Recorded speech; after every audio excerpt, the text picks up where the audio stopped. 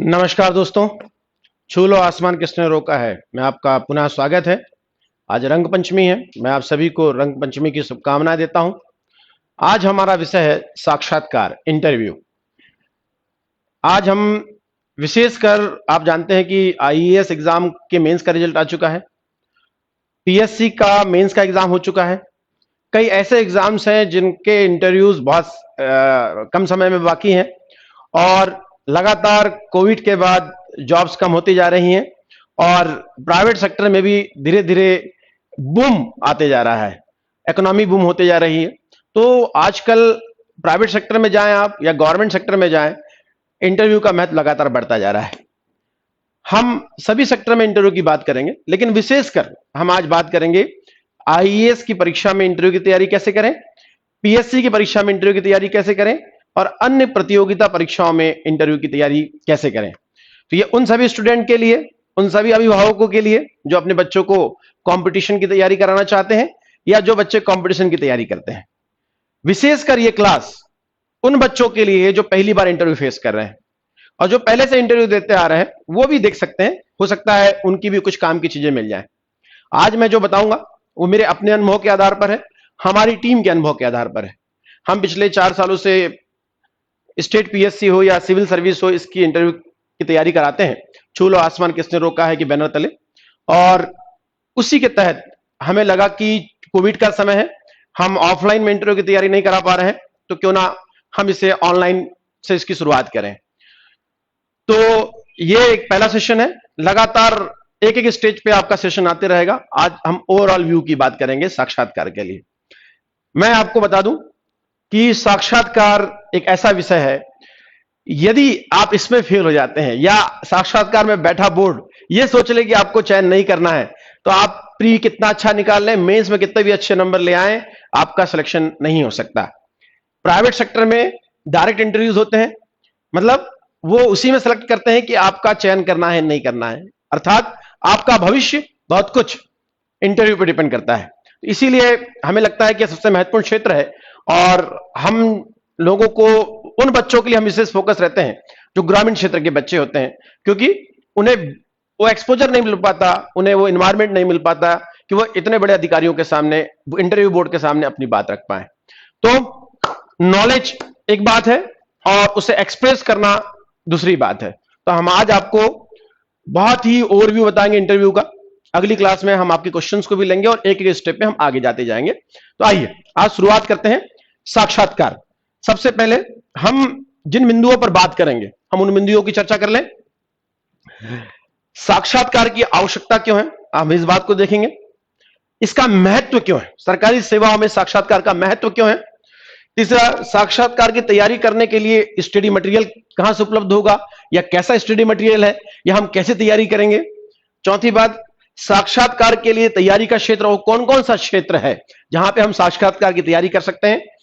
साक्षात्कार के लिए बोलना, पहनना, दिखने, चलने, बैठने का व्यवहार कैसा हो, बहुत कंफ्यूजन है इसमें।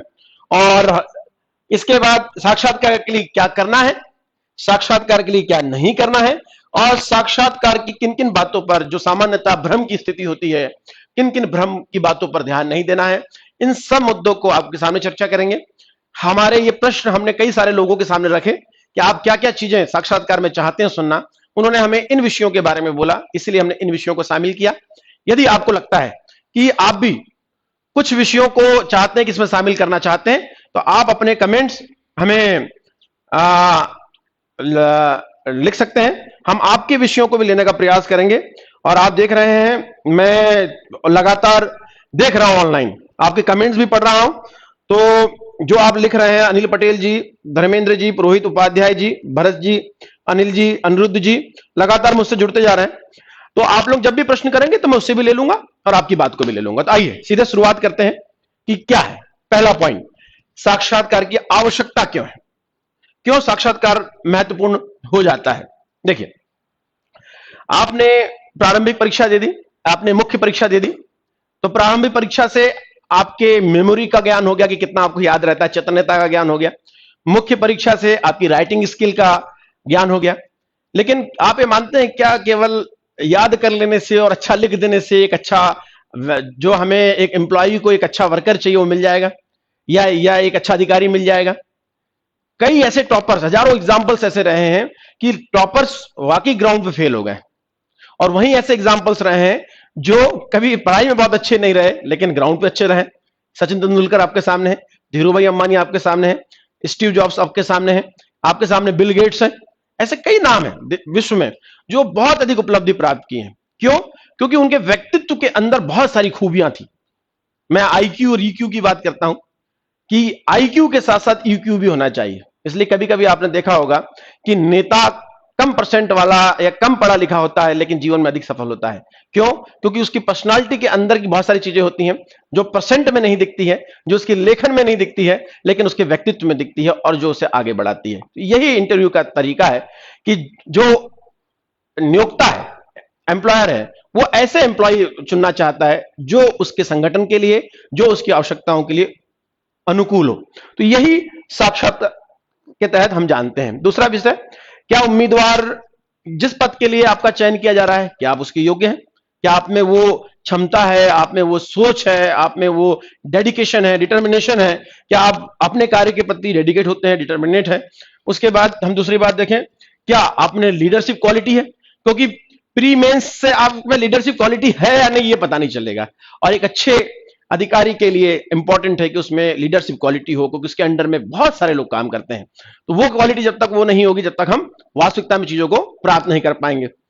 फिर मानसिकता कैसी है? ऐसा तो नहीं नेगेटिव व्यवहार है उसका, मतलब हर चीज के लिए ऐसा होगा, ऐसा नहीं हो सकता।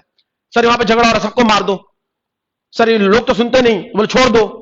इस प्रकार की बातों से एक प्रशासन नहीं चल पाएगा, ना ही कंपनी चल पाएगी, ना ही देश चल पाएगा। आपको सकारात्मकता रखनी पड़ेगी, आप में पॉजिटिविटी होनी चाहिए, आप में रचनात्मकता होनी चाहिए। तो क्या ऐसी मानसिकता है कि नहीं? लोगों के प्रति बिहेवियर कैसा आपका, आपका समझ कैसी विषय के प्रति, आपकी समझ कैसी है, आपके त्वरित निर्णय लेने की क्षमता कैसी है, आपकी डिसीजन मेकिंग जिसको कहते हैं हम, कैपेबिलिटी कैसी है आपकी, और आपकी काम के प्रति ऑनेस्टी कैसी है, आप ईमानदार है या नहीं। जैसे मैंने एक बात बोली, बिहेवियर, अंडरस्टैंडिंग, ये वाली बात। मान लीजिए किसी को कोरोना हो गया, अब लोगों के साथ आपका व्यवहार कैसा होना चाहिए, इस बात का बहुत महत्वपूर्ण बात है। उसको दवाएं कब पहुंचनी चाहिए? हो सकता है आपको प्री में पूछा गया कि कोविड किस प्रकार की बीमारी है, कौन से वायरस से होता है, आपको वायरस याद हो गया, आप निशान लगा दिए, प्री निकल गया। आप मेंस में आया कि कोरोना का रोकथाम कैसे करना है, आपने कहीं पढ़ लिया, ये रोकथाम के विषय हैं, आप अच्छे रट्टा तंतु हैं, आपने रट लिया।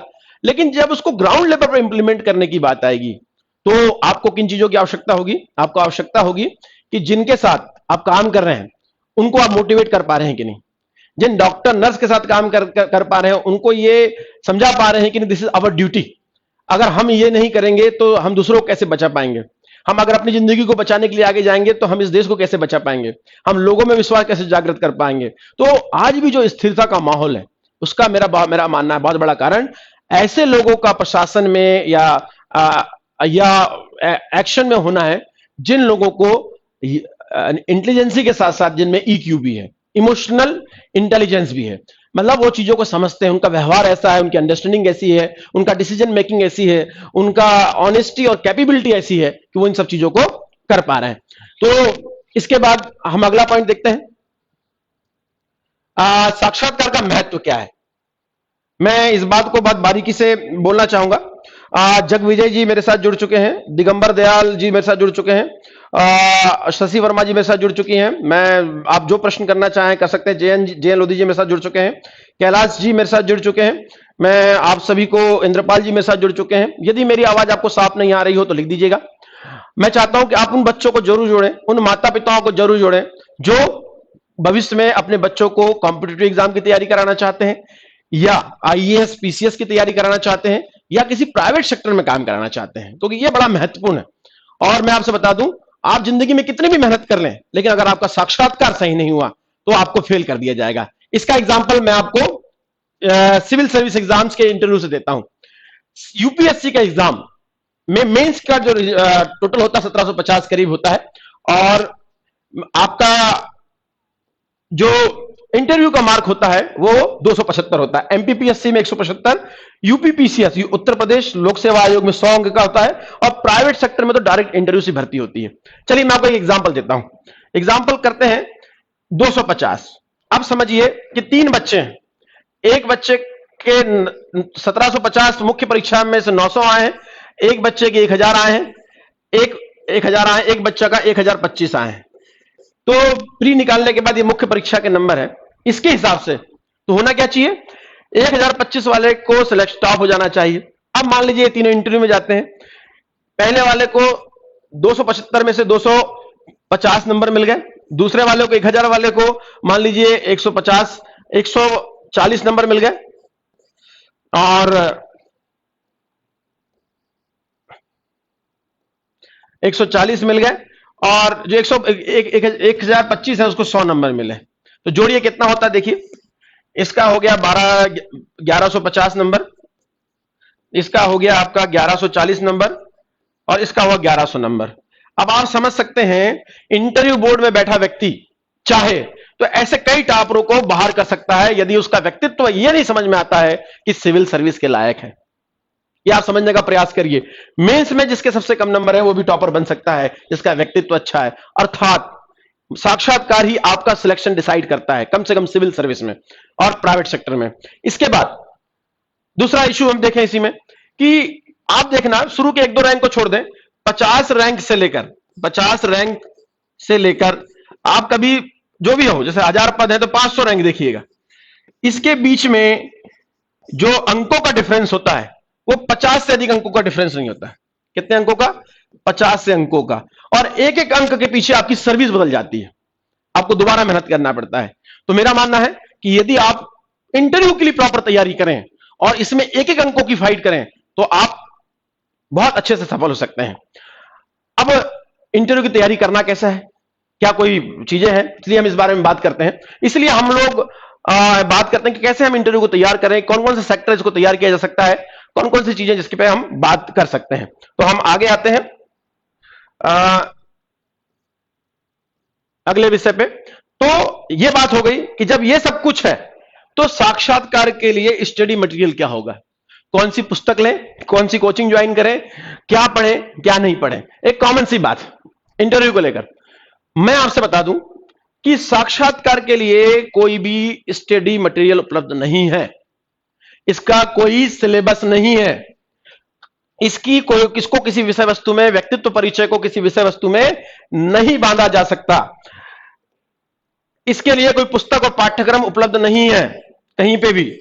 या इन सब की बात करें तो अगर हम देखें अगले शब्द में, तो ऐसा प्रश्न उठता है अगर उसकी विषय वस्तु नहीं है, उसका सिलेबस नहीं है, उसको कहीं पे बांधा नहीं जा सकता, तो प्रश्न उठता है कि इंटरव्यू की तैयारी का क्षेत्र हो आखिर कैसा।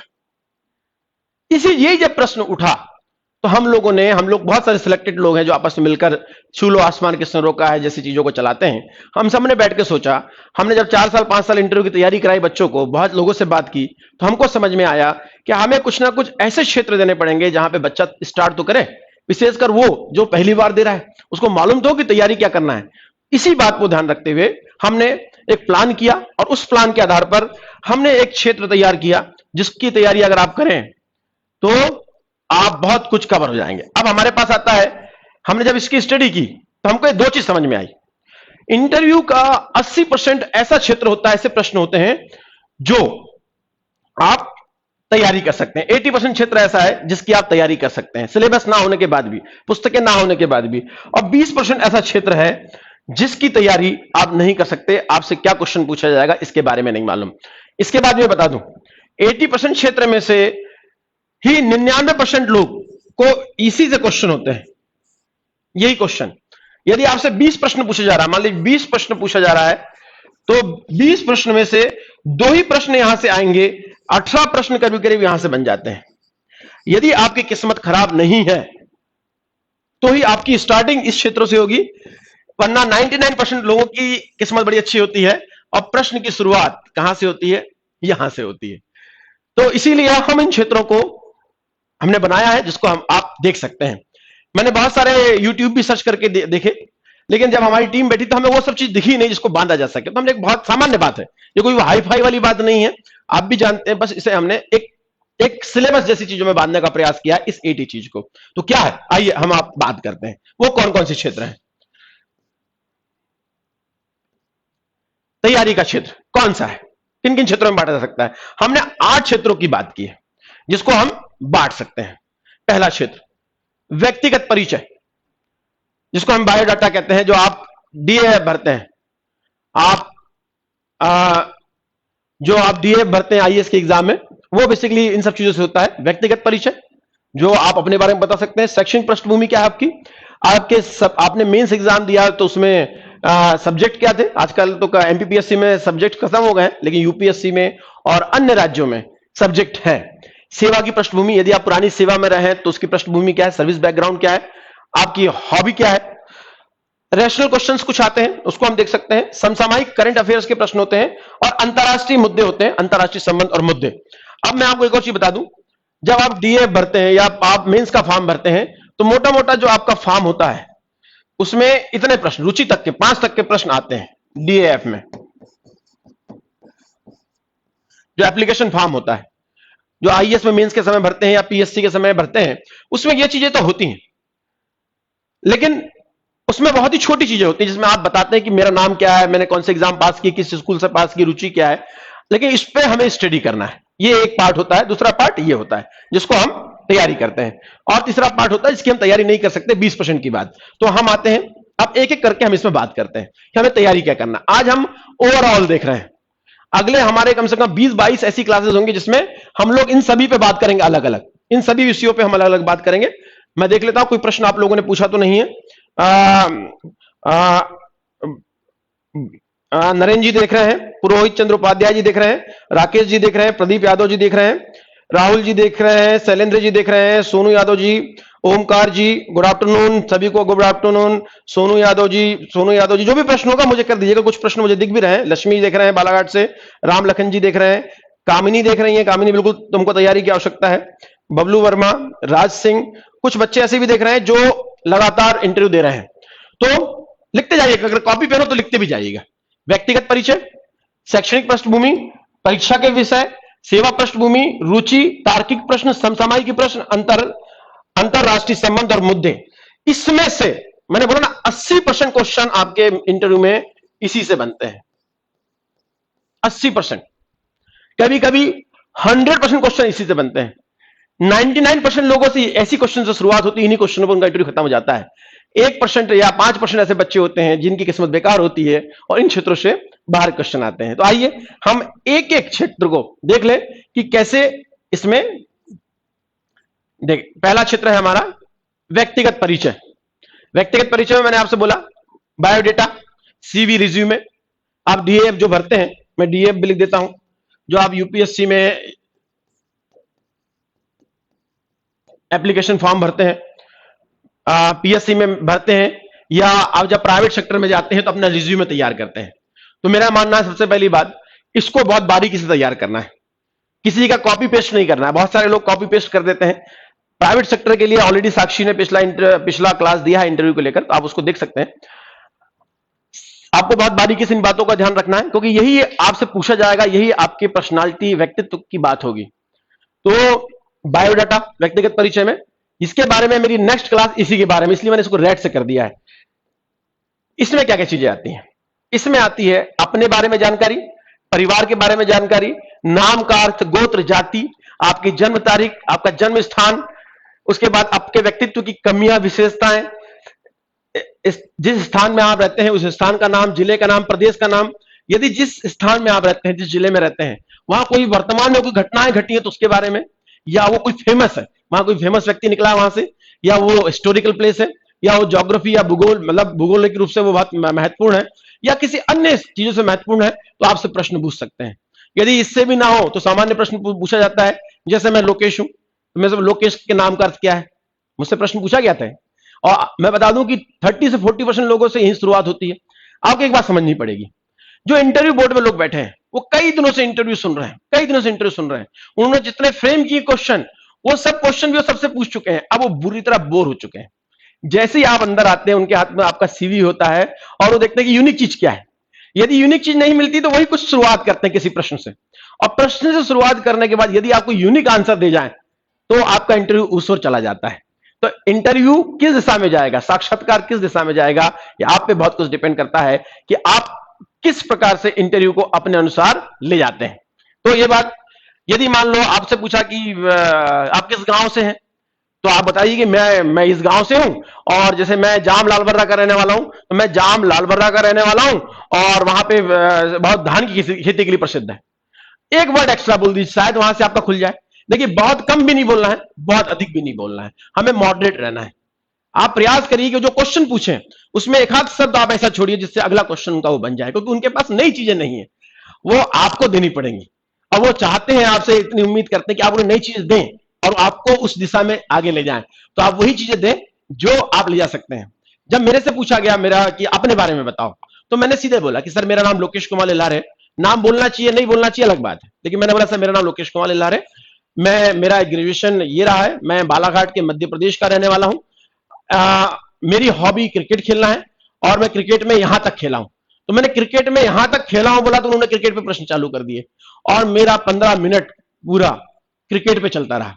मैं चाहता था कि मुझसे क्रिकेट के बारे में पूछा जाए और मेरा कंफर्ट जोन में मेरा इंटरव्यू रहा और मुझे बड़े अच्छे अंक मिले। तो ये एक तरीका है कि आप बोर्ड को अपने तरफ खींच सकते हैं, लेकिन स्मार्ट बनना है, ओवर स्मार्ट नहीं बनना है। वो समझिए जो सामने बैठे हैं 5-6 लोग, वो आपसे अधिक इंटेलिजेंट है, 30-35 साल की नौकरी कर चुके हैं या कंपनी में काम कर चुके हैं। आप ओवर स्मार्ट बनने का प्रयास करेंगे तो समझ जाएंगे। तो ये एक बहुत महत्वपूर्ण क्षेत्र है जहां आप तैयारी कर सकते हैं, और हमारी नेक्स्ट क्लास बायोडाटा को लेकर ही होगी। हम आगे आते हैं। शैक्षणिक पृष्ठभूमि, देखिए ये उम्मीद की जाती है आपसे कि आप, उनके पास पूछने का बहुत चीजें तो रहती नहीं है, स्कोप रहता नहीं, और आप नहीं बताएंगे तो अगली स्थिति में आ जाएंगे। जैसे आपसे पूछा आपका नाम कैसे, मेरा नाम लोकेश कुमार लिल्लार है, उनका मन लगा आपसे आगे पूछना, नहीं पूछना, आपको लगा कि यार आप भी नीरस से लग रहे हो, तो अगले जगह आ जाएंगी शैक्षणिक पृष्ठभूमि। हो सकता है आप शैक्षणिक पृष्ठभूमि में क्या प्रश्न कर सकते हैं, क्योंकि वो मानते हैं कि आपने जिसे पढ़ा है उसके बारे में आपको जानकारी होगी। अगर मान लीजिए लिखा है जवाहरलाल नेहरू विश्वविद्यालय या इंदिरा गांधी मुक्त विश्वविद्यालय, तो वो हो सकता है इंदिरा गांधी पे क्वेश्चन चालू कर दें, जवाहरलाल नेहरू पे क्वेश्चन चालू कर दें। या मान लीजिए आपने कोई स्पेशलाइजेशन किया है, कोई कोर्स किया है, जैसे आपने इंजीनियरिंग की है, आईआईटी की है, आपने डॉक्टरी की है, आपने एमबीए किया है, आपने एमसीए किया है, या आप किसी भी स्पेशल क्षेत्र में आपने काम किया है, तो आपसे वो प्रश्न पूछा जा सकता है। इसीलिए आपको इस क्षेत्र में विशेष तैयारी करना है। इसके बाद जो आपने स्टडी की है, जैसे आपने ज्योग्राफी पढ़ा है, जैसे माने आपने हिस्ट्री पढ़ा है, या ज्योग्राफी पढ़ी, या प्रशासन पढ़ा है, या साइंस पढ़ा है, या बायो पढ़ा है, तो क्वेश्चन सामान्यता होता है कि आप इसका उपयोग अपने प्रशासन में कैसे करेंगे, प्रशासनिक कार्यों में कैसे करेंगे। या अगला प्रश्न हो सकता है कि भविष्य के कार्यों में या राष्ट्रीय भविष्य में ये विषय, ये सब्जेक्ट या ये चीजें कैसे भूमिका निभा सकती है। तो इस प्रकार के प्रश्न उठ सकते हैं जिसकी तैयारी आपको करना है। हम लगातार जो वीडियोस आएंगे उसमें एक एक सब्जेक्ट को लेंगे। अभी हमने एक मोटा मोटा आपके लिए कार्यक्षेत्र तैयार किया है कि किस दिशा में आपको तैयारी करना है। आगे चलते हैं। अगली बात है मुख्य परीक्षा के विषय। देखिए, मैंने बताया कि एमपीपीएससी में तो मुख्य परीक्षा हट गया है, लेकिन आईएएस में सब्जेक्ट होते हैं मुख्य परीक्षा के, और कई स्टेट पीएससी में और कई जगह होते हैं, या आप कहने कि प्राइवेट इंटरव्यू में भी आप जाते हैं तो बहुत सारी चीजें ऐसी होती है जो आपने पढ़ी होती है उसी से आपसे पूछा जाता है। तो आपको इसको तैयार करना है, और मुझे लगता है कि चूंकि आपने मुख्य परीक्षा दी है तो आपकी तैयारी प्रॉपर होगी। आगे चलते हैं। सेवा पृष्ठभूमि, हो सकता है आप इस सर्विस में आने से पहले किसी सर्विस में रहे हो, या आपने किसी क्षेत्र में काम किया हो, आपका अनुभव रहा हो, आपने स्काउट गाइड किया हो, उसका सर्टिफिकेट लगा हो, आपने कुछ और स्पेशल क्षेत्रों में काम किया हो, आपने कहीं सेवाएं दी हो, या आप किसी सर्विस में रहे हो, गवर्नमेंट सर्विस में रहे हो जिसे छोड़ के आप आना चाहते हैं, तो उससे संबंधित आपसे प्रश्न बन सकते हैं। जैसे यदि आप पूर्व या वर्तमान में किसी सेवा में है तो उसकी जानकारी आपके पास होना चाहिए। सेवा छोड़ने का कारण आपके पास होना चाहिए कि उस सेवा को क्यों छोड़ रहे हैं, आप इसे क्यों ज्वाइन करना चाहते हैं। पूर्व सेवा का महत्व क्या था, आपको जानकारी होनी चाहिए कि पूर्व सेवा का, हर सेवाओं का कुछ ना कुछ महत्व होता है, और उस महत्व के बारे में आपको जानकारी होनी चाहिए। और उसके साथ साथ वर्तमान सेवा का, आप जो भी कर रहे हैं उसकी सर्विस में क्या महत्व है, और भविष्य में आप इसका इस्तेमाल कैसे करेंगे।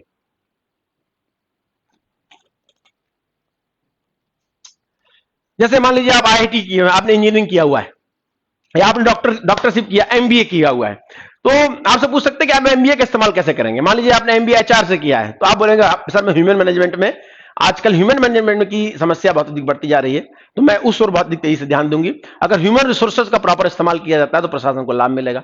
आपने आईआईटी किया है तो आप ये बोल सकते हैं कि एग्रीकल्चर एक बहुत बड़ा सेक्टर है और सबसे अधिक रोजगार हमारा उस क्षेत्र में है, विश्व देश में हमारा रोजगार कम हो रहा है, यदि हम एग्रीकल्चर सेक्टर में इंजीनियरिंग का उपयोग किया जाए और तो उससे उत्पादकता भी बढ़ेगी और लोगों को रोजगार भी मिलेगा।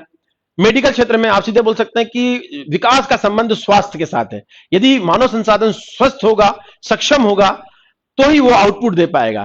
तो मेरा, अगर आप, मैंने बताया जैसे आपने डॉक्टरी की हुई है, एमबीबीएस किया हुआ है, एमडी किया हुआ है, तो आप बोल सकते हैं कि मैं इसका इस्तेमाल प्रशासन में इस ओर भी कर सकती हूँ अपना नॉलेज का। या टेक्नोलॉजी में काम कर रहे हैं तो आप बोल सकते हैं कि मैं सोशल मीडिया का उपयोग कर सकता हूँ प्रशासन के विकास के लिए, लोगों को सूचना प्रदान करने के लिए, लोगों से सूचना ग्रहण करने के लिए। तो ये एक ऐसी चीजें हैं जिसके बारे में आप बोल सकते हैं। हम इस बारे में प्रश्न लेके भी डिस्कशन करेंगे, लेकिन आज चूंकि हम ओवरऑल देख रहे हैं इसीलिए हम आगे चलते हैं।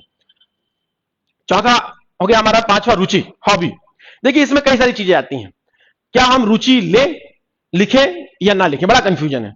लेकिन मेरा मानना है कि जब सरकार ने कोई कॉलम दिया हुआ है तो हमें उसको लिखना चाहिए। जैसे जगदीश जी ने बड़ा अच्छा सब्जेक्ट किया सर, ग्रेजुएशन, एग्रीकल्चर ग्रेजुएशन के सब्जेक्ट को कितना तैयार करना चाहिए फॉर इंटरव्यू। अगर आपका बैकग्राउंड एग्रीकल्चर है तो बिल्कुल तैयार करना चाहिए, इससे तो बहुत ही प्रश्न बनेंगे, क्योंकि एग्रीकल्चर एक बहुत अहम मुद्दा है। जगदीश जी बिल्कुल तैयार करना चाहिए। मेरा ये मानना है कि सब्जेक्ट को अप्लाइड भी तैयार करना चाहिए। आपको फैक्चुअल चीजें मालूम है, उसका इस्तेमाल आप कैसे करेंगे, इसमें परिवर्तन कैसे लाएंगे, आप इसमें भूमिका कैसे निभाएंगे, अप्लाइड, इसको अप्लाइड पोर्शन कहते हैं। तो अप्लाइड पे जो आज की आवश्यकता है, भविष्य की आवश्यकता है, विकास की आवश्यकता है, डेवलपमेंट की, उसको कैसा करेंगे। साथ साथ अगर भारत में कुछ चल रहा है तो आप विश्व की कौन सी टेक्नोलॉजी या विश्व से कौन सी चीज सीखना चाहेंगे जो देश में लाना चाहेंगे। इस प्रकार से अगर आप विचार देते हैं तो प्रभावित होते हैं। यह ध्यान रखना, जो आप बोल रहे हैं वो हजारों इंटरव्यू जो बच्चे आ चुके हैं, स्टूडेंट आ चुके हैं, वो बोल के जा चुके हैं। आपको कुछ ना कुछ यूनिक देना पड़ेगा, तभी आपको एकदम से नंबर अच्छे मिलेंगे। तो इस पे फोकस करना है, ध्यान रखना है। विजय जी मेरी बातों से सहमत है। कुछ असामान्य प्रश्न भी पूछे जाते हैं। नरेंद्र जी ने लिखा है आपकी शर्ट में, बिल्कुल बिल्कुल पूछे जा सकते हैं कि आपकी शर्ट में कितने बटन है, आप कितनी सीढ़ियां चढ़कर आए हैं, आपका मिडिल नाम क्या है, आपका उद्देश्य क्या है। पहले आज से 20 साल पहले नरेंद्र जी ये प्रश्न अक्सर पूछ लिया जाता था। कई प्रश्न तो ऐसा पूछा गया कि आप कहां से आ रहे हैं, तो बोले भाई हम तो भोपाल से आ रहे हैं। किससे आए, ट्रेन से आए। बोले ट्रेन का नंबर क्या था, ट्रेन का कलर क्या था, कितनी बोगियां थी, ये सब भी, कौन कौन से स्टेशन पड़े आपको, ये प्रश्न भी आपसे पूछा जाता है। और ये प्रश्न तभी पूछा जाता है जब उनके पास अच्छे प्रश्न करने का जवाब ना हो। मध्य प्रदेश पीएससी लेवल पे प्रश्न पूछा जाता है, आईएएस लेवल पे ये प्रश्न कम पूछे जाते हैं।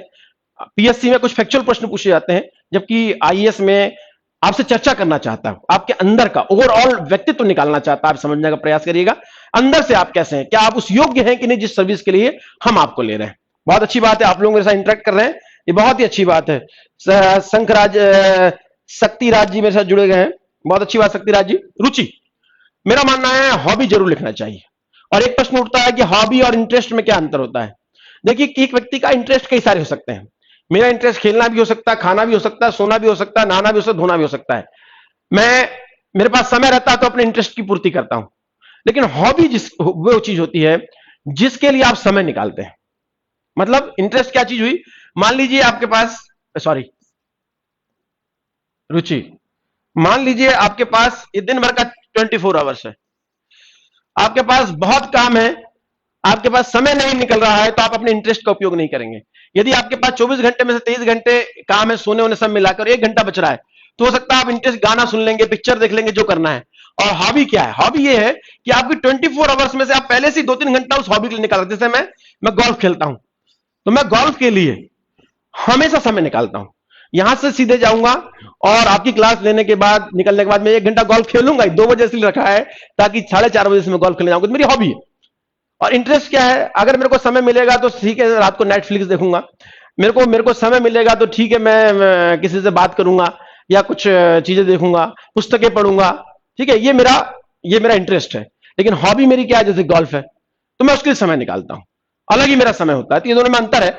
मेरा मानना है कि अगर आपका हॉबी रुचि होती है तो यह माना जाता है कि प्रशासन में या कई क्षेत्रों में काम करते करते आप कई बार समस्याओं से गुजरते हैं, कई बार आप समस्याओं में रहते हैं, कई बार आपको लोग नहीं मिलते हैं, आपको सपोर्ट नहीं करते हैं। ऐसे समय में यदि आपकी हॉबी होती है तो आप अपना प्रोडक्टिव समय उसमें दे सकते हैं और वापस रिजिन्यूएट हो सकते हैं, वापस अपनी बातों पर, अपने सिद्धांतों पर वापस आ सकते हैं, जिसका लाभ आपके जीवन में होता है। तो मेरा मानना है कि हॉबी लिखनी चाहिए।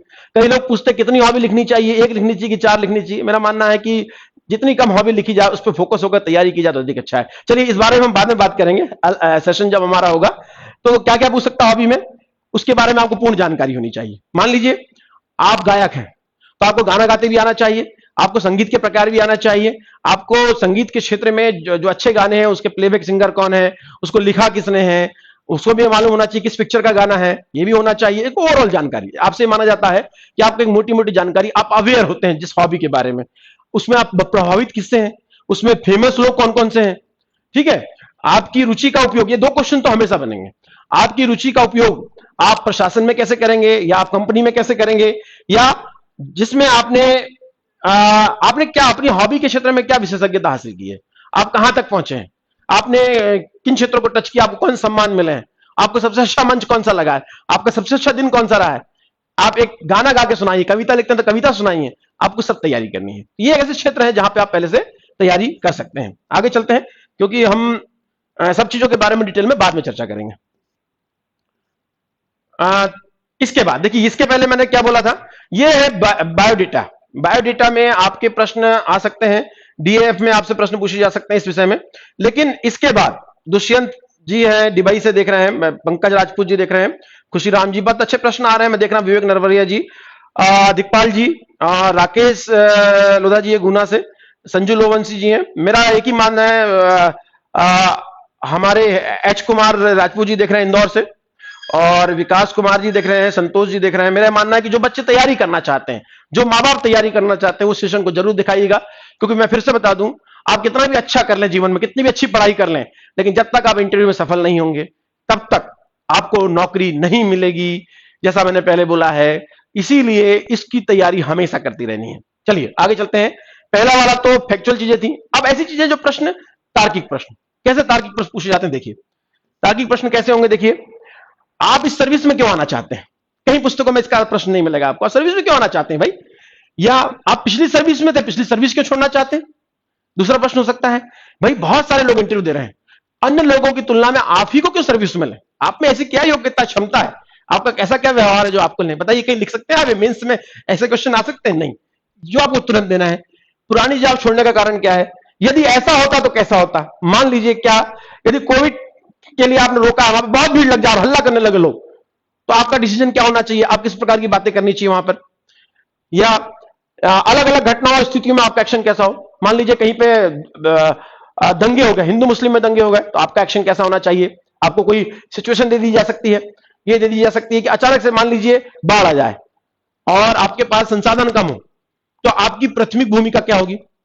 आपका गांव बहुत शांत है, आपके गांव में कभी कोई आज तक हल्ला नहीं हुआ, कुछ नहीं हुआ, और अचानक से कोई परिवार आया, उसने वहां पर हिंदू मुस्लिम का परिवार आया और किसी बात से मुद्दा उठ गया, झगड़े हो गए, तो आपकी तैयारी क्या होगी, आप क्या करेंगे उस समय, आपको क्या करना चाहिए, आपकी प्राथमिकता क्या होनी चाहिए। तो एक प्रशासन के रूप में, या कंपनी में काम करते हैं आप, सेल्स में मान लीजिए, और ये बोल दिया गया कि आपके पास मशीन भी इतनी है, आपके पास मटेरियल भी इतनी आ रहा है, और आपका अचानक से डिमांड बढ़ गई, और डिमांड पूरी करेंगे तो कंपनी का नाम बहुत बढ़ेगा, तो आप तुरंत में क्या करेंगे। तो ऐसे कई क्वेश्चंस आपसे पूछे जा सकते हैं, उसका जवाब आपको देना पड़ेगा। इसको तार्किक रेशनल क्वेश्चंस कहते हैं।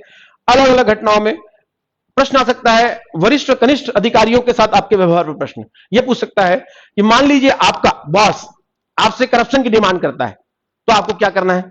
हो सकता है, यह भी हो सकता है कि आपका बॉस आपको गलत व्यक्ति को छोड़ने की बात करता है, तो आप क्या कर सकते, आपके व्यवहार क्या होने चाहिए। या हो सकता है कि आपका कनिष्ठ व्यक्ति, आपका जूनियर व्यक्ति आपसे मिसबिहेव कर रहा है, बदतमीजी कर रहा है, तो आपको कैसे सिचुएशन हैंडल करना है। ये सब चीजें जो होती हैं, आपसे प्रश्न पूछे जा सकते हैं। आपकी सर्विस की आवश्यकता के अनुसार लोगों से आपके व्यवहार, जैसे कि आप पीएससी में जाइए, आईएएस में जाइए, तहसीलदार बनिए, आप कलेक्टर बनिए, आप रेवेन्यू ऑफिसर बनिए, आप आईआरएस बनिए, आईपीएस बनिए, आप फॉरेन सर्विस में जाइए, आप रेलवे सर्विस में जाइए, तो सबके साथ व्यवहार का तरीका अलग अलग होता है। आपने सर्विस की प्रेफरेंस भरी होती है, तो आप, या आप जिस क्षेत्र में जॉब लेना चाहते हैं, प्राइवेट क्षेत्र में भी अलग अलग एरियाज होते हैं, तो यह प्रश्न पूछा जा सकता है कि अगर मान लीजिए ये सिचुएशन आएगी, तो आपका व्यवहार कैसा होना चाहिए। इस प्रकार के तार्किक क्वेश्चन है, इसमें हम बात करेंगे और आंसर की भी बात करेंगे। आंसर क्या हो, आज हम केवल प्रश्न पे बात कर रहे हैं, ओवरऑल पे बात कर रहे हैं, हम आंसर पे भी बात करेंगे। हम प्रश्न देंगे, उसके आंसर क्या होंगे हमारे अगले वीडियोज में हम इस पे बात करेंगे। अब आते हैं तार्किक प्रश्न के बाद समसामयिक प्रश्न, करंट अफेयर्स के प्रश्न। इसमें पिछले 2 दिन के प्रश्न जरूर करना है, क्योंकि जो इंटरव्यू लेने वाला होता है वो पेपर पढ़ के आता है, सुबह का भी पेपर पढ़ के आता है, उससे प्रश्न बन जाते हैं। तो सेम डे का भी सुबह सुबह पेपर पढ़ के आना है। 2 दिन के मुद्दे बड़े दिमाग में होते हैं, प्रश्न पूछ लेते हैं जब उनके पास कोई विषय ना हो। बायोडेटा के बाद एक अखबार ऐसी चीज होती है जिससे प्रश्न सबसे अधिक पूछे जाते हैं। 1 माह की क्यों, 2 दिन की क्यों, क्योंकि सबसे महत्वपूर्ण है। 1 माह उससे अधिक, मतलब उससे कम महत्वपूर्ण है। 1 साल उससे कम महत्वपूर्ण है। 1 साल की तैयारी आपको करना है, लेकिन पिछले 2 माह या 1 माह की तैयारी आपको पूरी करना है। उसके बाद घटनाओं की जानकारी, इस संदर्भ में जो भी घटनाएं घट रही हैं, इस संदर्भ में आपके पक्ष में राय क्या है, इसकी पक्ष में क्या राय है, और महत्वपूर्ण सरकारी योजनाएं जो अभी 1 साल में सरकारी योजनाएं बनी है, उसके लाभ क्या, उसकी समस्या क्या है, इस बारे में भी आप कर सकते हैं। समसामयिकी में आपको इकोनॉमिक्स पे, पॉलिटी पे, ज्योग्राफी पे जो भी चीजें होती हैं उसको भी बड़े अच्छे से तैयार करना है, क्योंकि क्वेश्चन बन सकते हैं। बड़ा महत्वपूर्ण मुद्दा है समसामयिकी का। इसके बाद आता है आपका अंतरराष्ट्रीय संबंध और मुद्दे, इंटरनेशनल रिलेशंस और बायोलिटरल रिलेशंस। इसमें 3 चीजों पे हमको फोकस करना है। पहला है अंतरराष्ट्रीय संबंध का वर्तमान परिदृश्य कैसा है। अंतरराष्ट्रीय संबंध का वर्तमान परिदृश्य कहता है कि कैसा है, मतलब अमेरिका से रूस के संबंध कैसे हो रहे हैं, चीन के पाकिस्तान से संबंध कैसे हो रहे हैं। देखिए, भारत के संबंध पे ही डिपेंड नहीं करता कि भारत और बांग्लादेश के संबंध कैसे होंगे। बांग्लादेश के चीन के साथ, बांग्लादेश के म्यांमार के साथ, बांग्लादेश के अमेरिका के साथ संबंध भी डिपेंड करते हैं कि भारत और बांग्लादेश के संबंध कैसे होंगे। उसी प्रकार अमेरिका और रसिया के संबंधों पर डिपेंड करते हैं कि भारत के इनके साथ संबंध कैसे होंगे। तो केवल जरूरी नहीं है कि भारत के अमेरिका से कैसे संबंध हो, इस पर डिपेंड करे, ऐसा नहीं है। कई बातें अमेरिका की ऐसी हो सकती है जो रसिया के साथ जो कर रहा हो पसंद ना आए, कुछ बातें हो सकती पसंद आए, तो अपने मुद्दों को भी इस बारे में, क्योंकि उसके भी इंटरेस्ट वहां से कॉन्फ्लिक्ट हो सकते हैं, तो उस पर ध्यान दिया जाता है। दूसरा, भारत के साथ अन्य देशों से संबंध कैसे हैं, भारत के पाकिस्तान संबंध कैसे हैं, भारत के अमेरिका संबंध कैसे हैं, भारत के चाइना संबंध कैसे हैं, कौन सी नई डील हो रही है, इन सब बातों में। और अंतरराष्ट्रीय मुद्दे, अंतरराष्ट्रीय मुद्दे कौन से हैं, सॉरी मेरे अंतरराष्ट्रीय मुद्दे कौन से हैं। अंतरराष्ट्रीय मुद्दे हैं जैसे कि कोविड में क्या स्थिति होनी चाहिए, आईएमएफ के मुद्दे हो सकते हैं, वर्ल्ड बैंक के मुद्दे हो सकते हैं, डब्ल्यूटीओ के मुद्दे हो सकते हैं, व्यापार के मुद्दे हो सकते हैं, तो कुछ भी मुद्दे हो सकते हैं जिसको कि हमें तैयार करना है। इनके बारे में भी हम डिटेल में चर्चा करेंगे अगले वीडियो में। इसके अलावा ये तो हो गया यूपीएससी का लेवल। यदि पीएससी या पीसीएस का इंटरव्यू है तो उसमें कुछ चीजें एक्स्ट्रा तैयार करनी है, जैसे राज्य के संपूर्ण मुद्दे, उस राज्य की भूगोल, उस राज्य की योजनाएं, उस राज्य के चर्चित विषय और अन्य राज्यों से उसकी तुलनाएं, इस पे हमें फोकस करना है। इसके अलावा प्राइवेट सेक्टर में अगर आप इंटरव्यू देने जाते हैं तो जिस कंपनी के लिए आप इंटरव्यू देने जा रहे हैं उसके बारे में जानकारी होनी चाहिए। आपको जॉब प्रोफाइल के बारे में जानकारी होनी चाहिए। आपको 5 साल बाद आप कहां पे देखना चाहते हैं अपने आप को, इसकी जानकारी आपको होनी चाहिए। और आप कंपनी के लिए क्या क्या करेंगे, नया क्या चीज देंगे कंपनी के लिए, इन सब की जानकारी होनी चाहिए। तो ये आपको मैंने ऐड कर दिया है ताकि आप इसमें तैयारी करते रहें। हम आगे चलते हैं। देखिए, एक सबसे बड़ा क्वेश्चन है कि इंटरव्यू के समय हमें बोलना कैसे है, हमें दिखना कैसे है, हमें बात कैसे करना है। हेमंत जी ने बोला है कि मैं बहुत अच्छा लग रहा हूं। हेमंत जी बहुत बहुत धन्यवाद। विकास कुमार जी, बहुत सुंदर क्लास है। नहीं, ये क्लास बहुत महत्वपूर्ण है, आप इस क्लास को समझने का प्रयास करिएगा। बहुत लोगों ने हमने मिलकर तैयार किया है और मैं आपको बता दूं, इन क्लास को तैयार करने में बहुत मेहनत लगती है। हम लोग बड़ा समय निकाल के मेहनत करते हैं। ये चीजें आपके बच्चों के लिए, आपके लिए बड़ी महत्वपूर्ण चीजें हैं। इंटरव्यू में सबसे खतरनाक चीज होती है कि साहब बोलना कैसा है, साहब पहनना क्या है, साहब कैसे दिखना चाहिए, साहब चलेंगे कैसे, साहब बैठने का व्यवहार कैसे होगा, सर ऐसा बैठेंगे, हाथ ऊपर रखेंगे, नीचे रखेंगे, ये बड़े मुद्दे होते हैं। मैं आपसे बोलूं, इन सब चीजों में मैं एक ही प्रश्न बोलूंगा कि आप किसी भी 4 वरिष्ठ लोगों को सामने बिठा लीजिए और उनसे यही सब चीज करके देखिए। वो चार लोग जिसको अप्रूव कर देंगे, समझना कि वही एक्सेप्टेड है। कैसे चलना है, कैसे बोलना है, कैसे बात करनी है, कैसा अंदर आना है, ये सब मुद्दे उसमें है। अब मैंने देखिए कुछ चीजों को बांधा है, इसको बहुत जो चीज मैं बांध सकता हूं, आपका व्यवहार ऐसा ही होना चाहिए जैसे आप दूसरों से उम्मीद रखते हैं। मान लीजिए आप इंटरव्यू बोर्ड में होते तो आप दूसरों से उम्मीद कैसे रखते हैं, इस बात को ध्यान रखना है। साक्षात्कार बोर्ड में वरिष्ठ और अनुभवी लोग होते हैं, बहुत वरिष्ठ अधिकारी होते हैं, 30-35 साल की सर्विस किए हुए। प्राइवेट सेक्टर में भी उसके जीएम होते हैं, एचआर के जीएम वगैरह होते हैं, हेड होता है, उन्होंने कंपनी में काम कर लिया होता है, उनको आपसे अधिक अनुभव होता है। तो इसीलिए आपको इंटरव्यू में बड़ी बड़ी बातें नहीं करनी है, लंबी लंबी बातें नहीं करनी है। उसके स्थान पर आपको सही, सटीक और ईमानदारी से बात करना है। वो आपके ईमानदारी से, सही जवाब से प्रभावित होंगे। आप यूनिक चीज दे सकते हैं, अपना विचार दे सकते हैं जिससे आपको लाभ मिलेगा। चेहरे पे स्माइल होनी चाहिए। देखिए दो चीजें, आप स्माइल करें या ना करें। मेरे से कुछ लोग पूछते हैं कि सर आपके पास सब कुछ है तब भी आप ये क्यों करते हैं, आप आराम से एसी में जा सकते हैं, घूम सकते हैं। मैं उनसे बोलता हूं मेरे पास तीन ऑप्शन है। पहली चीज, मैं ना करूं, मैं जैसा हूं वैसी रहूं, या मैं करूं। बताइए तीनों में सबसे अच्छा ऑप्शन क्या है? अगर मैं करता हूं तो लोगों को फायदा हो सकता है, ना करूं तो कोई बुरी बात नहीं है, नेगेटिव हो जाऊं तो नुकसान हो सकता है। तो सबसे अच्छा फायदा करने का। तो मैं यही कहता हूं, जैसे मैं करते रहता हूं, मैं किसी की बातें सुनता हूं, इसी में आपसे कहता हूं मुस्कान की भी दो चीजें हैं, स्माइल की। आप करिए ना करिए, करने में फायदा है तो कर लीजिए भाई, क्योंकि उससे आपको नंबर मिलेंगे अच्छे। क्योंकि आपके first impression is last impression. अगर वो समझ में आता है कि बड़ा प्यारी लड़की है, बड़ी प्यारी मुस्कान है, बड़ा अच्छा बोलती है, बड़ा अच्छा जवाब देती है, स्ट्रेस में नहीं है, तो मानते हैं कि ऐसी कंफर्टेबल है, जब भी इसके पास स्ट्रेस आएगा कंपनी में, गवर्नमेंट सेक्टर में काम करते हुए, तो वो उसको झेल पाएगी। बहुत अधिक दबाव लेने की जरूरत भी नहीं है, क्योंकि उसका कोई महत्व नहीं है।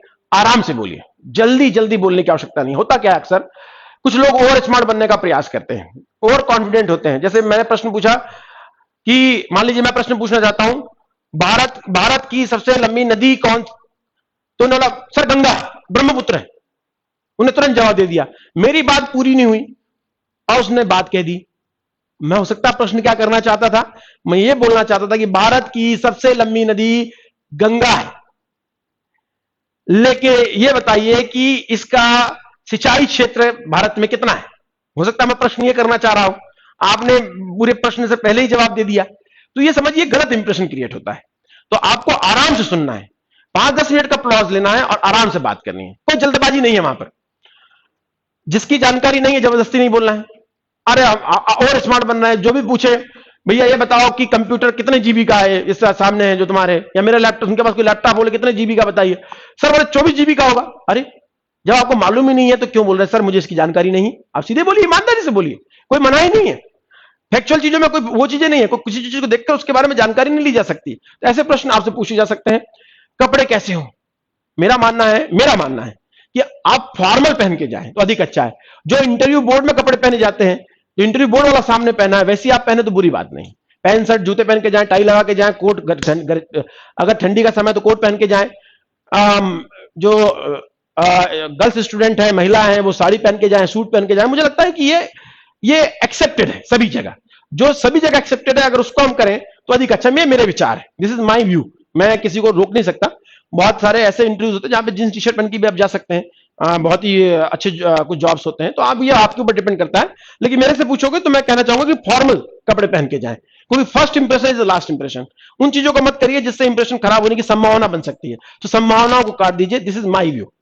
इसके बाद जो भाषा अच्छे से आती है उस भाषा में, सर इंग्लिश में दे हिंदी में दे, भैया जो भाषा अच्छे से आती है उसमें दो, क्योंकि आपके ज्ञान का परिचय नहीं है।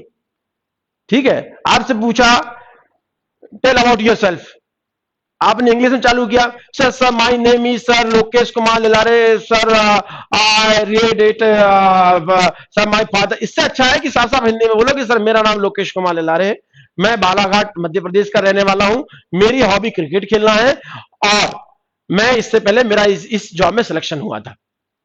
जब जिसमें कंफर्टेबल है उसमें बोलिए ना, वहां पे इंप्रेशन डालने की जरूरत नहीं, वहां ज्ञान बताने की जरूरत नहीं है, वहां पे अपने व्यक्तित्व को प्रदर्शित करने की जरूरत है, और जिस भाषा में आप कंफर्टेबल हो उसमें प्रदर्शित करिए। जिसका उत्तर नहीं मालूम बोल दीजिए सर सॉरी सर, या सर मुझे इसकी जानकारी नहीं, बिल्कुल मना कर दीजिए, इसमें कोई बुरी बात नहीं। आगे आते हैं, इसके अलावा भी कुछ है इसमें प्रश्न है। अंदर आना है तो कैसे आना है, आप दरवाजा खोल के अनुमति लीजिए, नॉक करके अनुमति लीजिए, प्यार से दरवाजा खोल देते हैं। कई दरवाजे ऐसे होते हैं जिसमें ऑल ड्रॉप नहीं होता, जो अपने आप बंद नहीं होता, आपने खोल दिया, अंदर आगे दरवाजा खुला ही रह गया, अब वो जाके तो बंद नहीं करेंगे। तो आपका काम है जैसे ही आप देखिए कि नहीं हो रहा बंद, चुपचाप से बंद करिए, आराम से आके बैठिए। जैसे ही आते हैं सबको नमस्कार करिए। यदि आपका इंटरव्यू बोर्ड है, इंटरव्यू बोर्ड की हेड अगर मान लीजिए मैडम है, तो सबसे पहले आफ्टरनून में जा रहे तो गुड आफ्टरनून मैडम, सुबह जा रहे हैं तो गुड मॉर्निंग मैडम, और बाकी सर बैठे तो गुड आफ्टरनून सर। यदि हेड आपका सर है तो आप सीधे बोलिए good morning sir, good afternoon sir, what ever, नमस्कार सर, आपको जो बोलना है आप बोलिए, ग्रीटिंग करिए, बहुत प्रेम से सामान्य ग्रीटिंग करिए। उसके बाद जब वो बोलने के लिए बैठे, आपको बोले कि भी बैठ जाइए, तब आप आराम से बैठिए, कोई जरूरत नहीं है आपसे कोई आपके हाथों का एक्शन कैसा होना चाहिए, तो मेरा मानना है कि हाथ आपके इसमें रहना चाहिए, बहुत अधिक हाथों को बहुत तेजी से हिलाना नहीं चाहिए, बहुत वो नहीं करना चाहिए। आपसे कोई प्रश्न पूछे, कभी मेरे से एक प्रश्न पूछा गया था बाद में कि अंतिम में कि अगर आप हमसे कोई प्रश्न पूछना चाहते हो तो हमसे पूछ लीजिए, तो आप पहले से कुछ प्रश्न तैयार कर लीजिए, क्योंकि ये प्रश्न पूछे जाते हैं। आप वर्तमान मुद्दों पे कि आप बोल सकते हैं कि सर कोविड की समस्या बहुत बढ़ती जा रही है, सही एक्शन क्या होना चाहिए था सरकार का, या आपसे कोई प्रश्न पूछा गया और उसका आपका आंसर नहीं मालूम, तो आप वो प्रश्न पूछ सकते हैं, या महिला मुद्दे पे, या सामाजिक मुद्दे पर, या आतंकवाद के मुद्दे पर, या विकास के मुद्दे पर, अर्थव्यवस्था के मुद्दे पर आप प्रश्न पूछ सकते हैं। आपके प्रश्न ऐसे रहने चाहिए, जिस क्षेत्र में आप जाना चाहते हैं उस क्षेत्र के मुद्दे होंगे तो बहुत अच्छा होगा। इससे लगेगा कि आपका आपके प्रति जानकारी भी है और आपकी समझ भी है।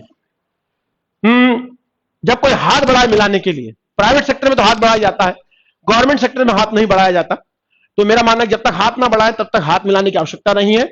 और कोविड के दिशा निर्देशों का पालन करना है। पहले टेबल के सामने ही आपकी चेयर होती थी, अब चेयर को दूर कर दिया है, तो आपका बॉडी लैंग्वेज सब कुछ दिख रहा है, तो आपके बैठने का स्टाइल जितना अच्छा होगा बहुत अच्छा होगा, उसकी तैयारी करिए पहले से। धन्यवाद, लास्ट में थैंक यू करके आप वापस जाइए और बहुत शालीनता से जाइए, ये आपको करना चाहिए, ये मेरे अनुसार, हमारी टीम के अनुसार ये हमें लगता है कि आपको करना चाहिए। आगे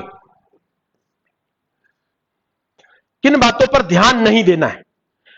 देखिए बहुत सारी बातें होती हैं, अक्सर यूपीएससी हम तैयारी करते थे, पीएससी की तैयारी करते हैं, 5-6 बोर्ड होते हैं, अक्सर बोला जाता है कि यार ये वाला बोर्ड तो ऐसा है, अरे साहब ये वाला बोर्ड तो ऐसा है, साहब वो तो बहुत खिंचाई होती है, साहब वहां पे तो बिल्कुल ही टाइट कर दिया जाता है, ये वो बोर्ड में जाओगे तो मैं नंबर ही नहीं मिलेंगे, वो नंबर ही नहीं देता।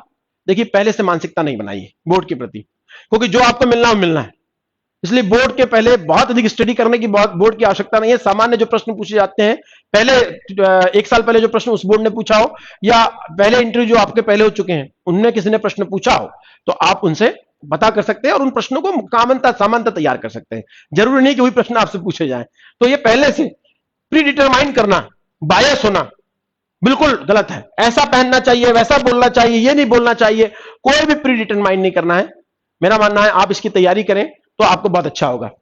आगे चलते हैं, क्या नहीं करना है? देखिए कुछ चीजें नहीं करना है, ये स्पेसिफिक हम कहते हैं इसको बिल्कुल नहीं करना है, कुछ चीजें स्पष्ट है। क्या नहीं करना है?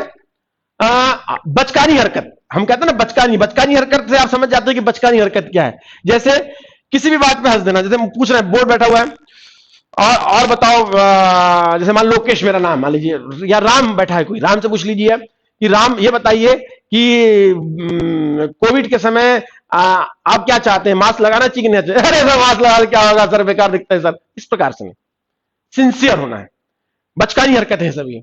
इसी प्रकार सिर हाथ फेरना, कई लोग याद होती ना, ऐसा ऐसा ऐसा करना, ऐसा ऐसा करना, क्यों ऐसा हाथ फेरना? आदत बनाइए, ये अच्छी हरकत नहीं है। जब आप सीनियर के सामने बैठते हैं, जो आपका सिलेक्शन करने वाला है, जो आपका भविष्य बनाने वाला है, उन चीजों के सामने ये सब चीज नहीं करना है। बार बार सर पे हाथ फेरना, यहां पे हाथ फेरना, ऐसा करना, या ऐसा कुछ बॉडी को हिलाना, या कई लोग कहते हैं ना, कभी कभी कोई लोग हंसने वाले ऐसा हंसना चालू कर देते हैं, सभी हल्की चीज है, ये चीज नहीं होनी चाहिए वहां पर। दूसरी बात, बहुत तेजी से हाथों का एक्शन नहीं होना चाहिए, जैसे मैंने बोला, ऐसा ओवर स्मार्ट बनने की आवश्यकता नहीं है। कभी कभी क्या होता है, इंटरव्यू बोर्ड में आपके 5-7 क्वेश्चन बड़े अच्छे बन गए और इंटरव्यू बोर्ड आपके साथ बड़ा कंफर्टेबल है। होता क्या है, ऐसे कंडीशन में हम ओवर कॉन्फिडेंट हो जाते हैं और हरकतें करने लगते हैं। तो इस बात को ध्यान रखना है, वो आपकी सब हरकतों पे पूरी तरह नजर गड़ाए हुए हैं, तो बारीकी से ध्यान रखना है, क्योंकि आपके नंबर कट सकते हैं। एक एक नंबर का इंपॉर्टेंस है, जैसे मैंने आपको पहले बोला है, किसी भी राजनीतिक पार्टी पर आपका झुकाव नहीं होना चाहिए। किसी भी राजनीतिक आप किसी भी बात में अपनी बात रख सकते हैं, लेकिन पार्टी पर झुकाव नहीं दिखना चाहिए। अगर आपका किसी भी राजनीतिक पार्टी पर झुकाव दिखता है, जो कुछ क्वेश्चंस मेरे पास, राधे श्याम जी मेरे से जुड़ चुके हैं, राकेश जी हैं, अवधेश जी हैं, मैं आप सभी के क्वेश्चन देख भी रहा हूं, लास्ट में मैं क्वेश्चन भी लूंगा। जिन विषयों को हम तैयार कर रहे हैं, जिन विषयों से मैं आपसे बात कर रहा हूं, और यदि आपको लगता है कि इन विषयों के अलावा भी अन्य विषय हैं, तो कृपया कमेंट बॉक्स में जरूर लिखें। आपके वैल्यूएबल सजेशन से हमें भी सुधार होगा, और बच्चों, जो भविष्य में हम जिन बच्चों को बताने वाले हैं उनका भी सुधार होगा, और अगले प्रश्नों में हम आपके प्रश्नों को भी ले सकेंगे। हम आपके नाम के साथ प्रश्न लेंगे जो आप हमें सुझाव देंगे। जैसे नरेंद्र जी ने बड़ा अच्छा सुझाव दिया कि साहब शर्ट में कितनी बटन है, कौन से ट्रेन से आए हो, क्या खा के आए हो, कौन सी पिक्चर लगी है, ऐसे क्वेश्चन भी हो सकते हैं। किसी भी राजनीतिक पार्टी की और आपका पॉलिटिकल पार्टी को झुकाव दिखना नहीं चाहिए स्पेसिफिक। आपको सरकारी योजनाओं की सीधे सीधे आलोचना नहीं करनी है, क्योंकि जो सरकारी योजनाएं बनती हैं वो बड़े बड़े अधिकारी, बड़े बड़े लोग मिलकर बनाते हैं, उसके सब नेगेटिव पॉइंट्स और पॉजिटिव पॉइंट देखने के बाद योजना बनती है। आप एकदम से इसकी आलोचना शुरू कर दें तो एक सकारात्मक भाव नहीं माना जाएगा। यदि तब भी आपको लगता है कि इसमें कुछ कमियां हैं तो उसकी शॉर्ट कमिंग्स बताइए, उसकी गलतियां बताइए और उसके सुधार के उपाय बताइए, उसके वे आउट बताइए। जब आप किसी भी चीज की शॉर्ट कमिंग्स और उसके वे आउट बताते हैं तो यह माना जाता है कि आपका चिंतन सही है। एकदम से आलोचनात्मक नहीं होना है, हमें क्या होना है, हमें रचनात्मक होना है, रचनात्मक आलोचना करनी है। रचनात्मक आलोचना का क्या मतलब होता है कि हाँ ये समस्या है और इसको ऐसा करना चाहिए, या खुद करके दे दें या एग्जाम्पल प्रस्तुत करें, तो इसको माना जाएगा कि जो आप आलोचना कर रहे हैं उसमें आपने काम किया है और आप ऐसा कर सकते हैं। इसको कहते हैं रचनात्मक आलोचना, कंस्ट्रक्टिव क्रिटिसिज्म। बोर्ड के किसी भी सदस्य के प्रति नकारात्मक भाव या विरोध नहीं करना है। क्या होता है, हो सकता है कोई बोर्ड ऐसे शब्द बोल जाए आपको जो बहुत बुरी लगे और आप एकदम से रिएक्ट करना चालू कर दो। नहीं, आपको ऐसा नहीं करना है। आपको बुरी भी लगी, आपको बहुत बुरी लगी, तो आप कह सकते हैं कि सर ये बात सर मुझे अच्छी नहीं लगती सर, ये बात मैं व्यक्तिगत रूप से ये बात को पसंद नहीं करता हूं सर।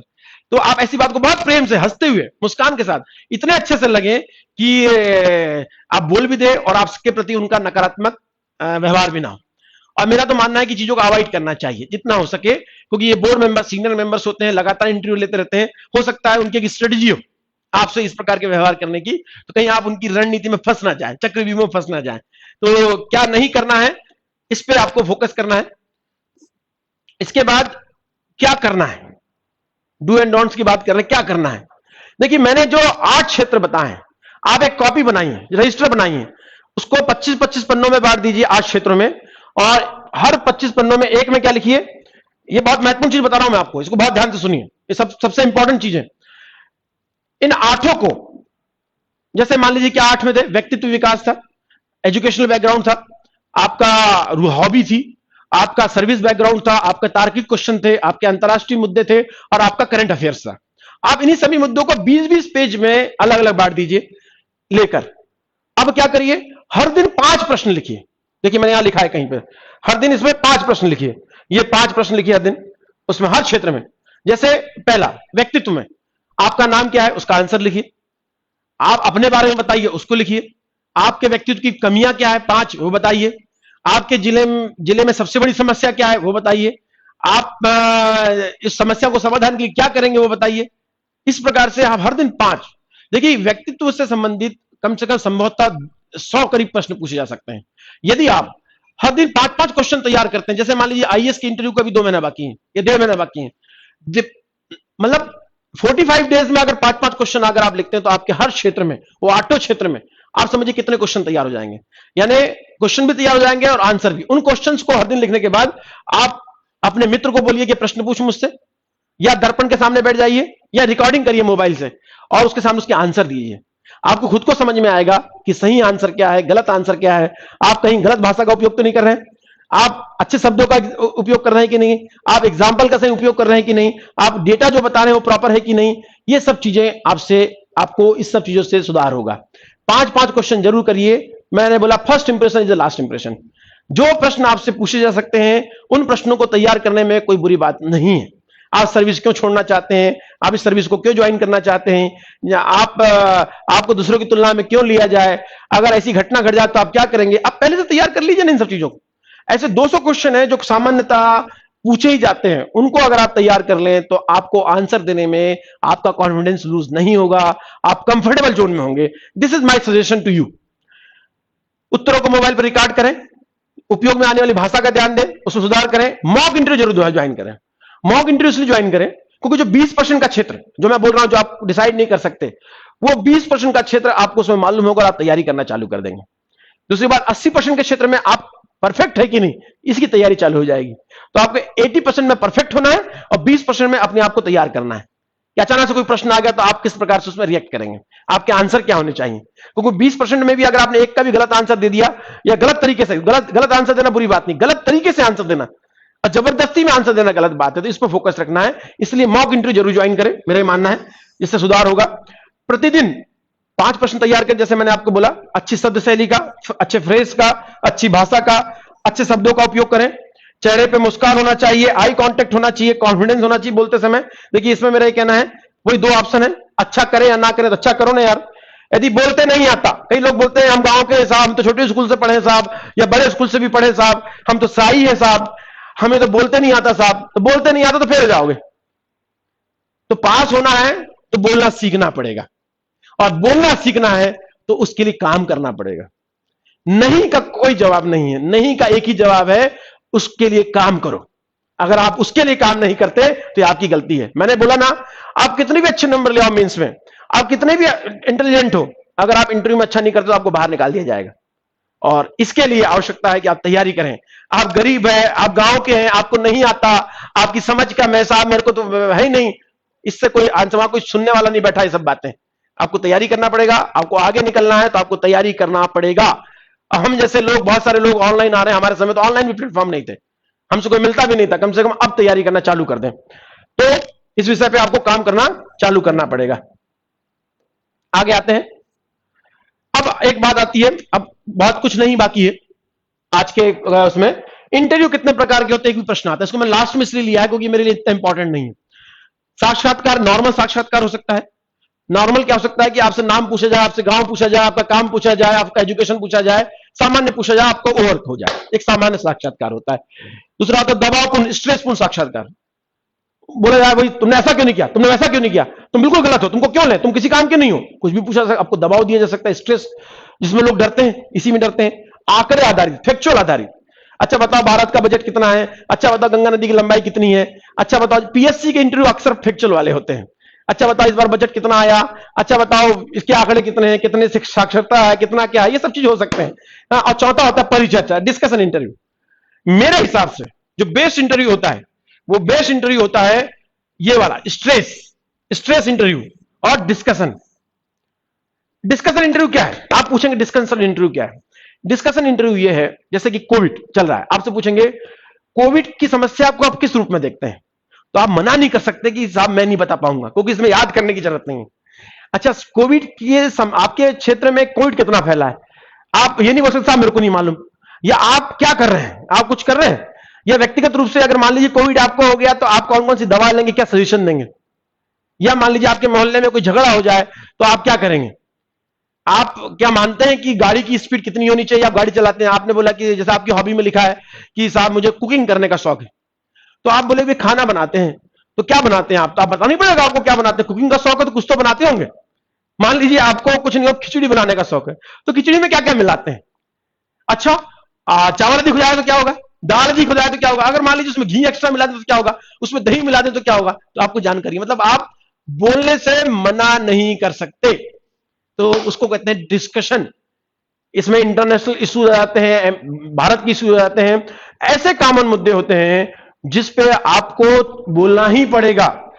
जैसे अभी कृषि के मुद्दे चल रहे हैं, आपको कैसा लगता है, आप आईएएस का इंटरव्यू देने जा रहे हैं, पीएससी का इंटरव्यू देने जा रहे हैं, आप इसमें ना बोले, आप प्राइवेट जॉब में इंटरव्यू देने जा सकते हैं। आप मान लीजिए एचआर का इंटरव्यू देने जाएं, आपसे पूछें कि बताइए अगर बहुत सारे लोग आपको सैलरी का दबाव बनाने का दबाव बनाए तो आप एचआर हेड बनाते क्या करेंगे, आपको बताना पड़ेगा। अभी साहब मैं नहीं मालूम, आप ऐसा नहीं कह सकते। तो डिस्कशन वाले इंटरव्यू से आपके अंदर की एक खूबी निकलती है। और मैं आपसे बताऊं, इंटरव्यू बोर्ड वाला हजारों में इंटरव्यू लेता है, उसको जो आप आंसर दे रहे हो हर दिन सुनता है, वो चाहता है कि आप में यूनिक क्या है, वो आपके ओवरऑल पर्सनालिटी का अवलोकन करता है। आपको कुछ ना कुछ यूनिक देना पड़ेगा। मैं कभी नहीं कहता कि बहुत लंबे आंसर देना है, साथ ही मैं ये कभी नहीं कहता कि बहुत छोटे आंसर देना है। आपका आंसर एप्रोप्रिएट होना चाहिए, मॉडरेट होना चाहिए, और सामने वालों को आप कुछ ना कुछ विजन दिखना चाहिए आप में विजन दिखना चाहिए, आप में चिंतन दिखना चाहिए। अगर आप में विजन और चिंतन दिखता है तो हमें मानते हैं कि आप वाकई आप इस पद के लायक है। आप अपने आप को प्रूव करना पड़ेगा वहां पर कि मेरे से अच्छा कैंडिडेट कोई नहीं है, केवल बोल के नहीं, जो वहां पे प्रश्न आ रहे हैं उसके द्वारा, आप अपनी समझ के द्वारा, अपने बिहेवियर के द्वारा, और अपनी अपनी कहना चाहिए उस समय त्वरित निर्णय के द्वारा। तो इन सब चीजों का बड़ा महत्व होता है। हम इसके आगे चलते हैं। हमारा आज का क्लास मोटा मोटा यहीं पे खत्म होता है। अगले हमारी क्लास बहुत जल्दी होगी जिसमें हम बायोडेटा पे, डीएफ पे बात करेंगे। आप सभी जुड़िएगा। Thank you very much. बहुत सारे प्रश्न भी आए हैं, मैं आप और प्रश्न लिखिएगा। देखिए लास्ट में भी अभी 250 लोग करीब हमारे साथ जुड़े हुए हैं।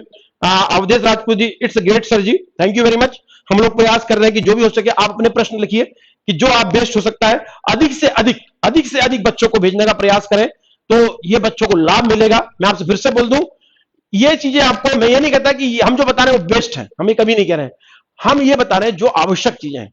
आपको यूट्यूब में हवाई चीजें भी मिल सकती हैं, ग्राउंड की चीजें भी मिल सकती हैं, लेकिन जो हम बात कर रहे हैं वो बेसिक चीजें हैं। हम लोग 4-5 सालों से जो इंटरव्यू की तैयारी बच्चों को कराते हैं, हमने खुद कई सारे इंटरव्यू दिए हैं, हमें मालूम है कि बच्चों की आवश्यकता क्या है, उनकी रिक्वायरमेंट क्या है, उस आधार पर ही हमने ये सब चीज तैयार की है। आप भी प्रश्न रखिए, आपके अनुभव की भी हमें आवश्यकता है, सजेशन की आवश्यकता है। तो इसी के साथ छू लो आसमान टीम पुनः आपको धन्यवाद व्यक्त करती है और बहुत जल्दी दोबारा हम इंटरव्यू की सेकंड क्लास में आपसे जुड़ेंगे। तब तक के लिए धन्यवाद, सत श्री अकाल, बाय, थैंक यू।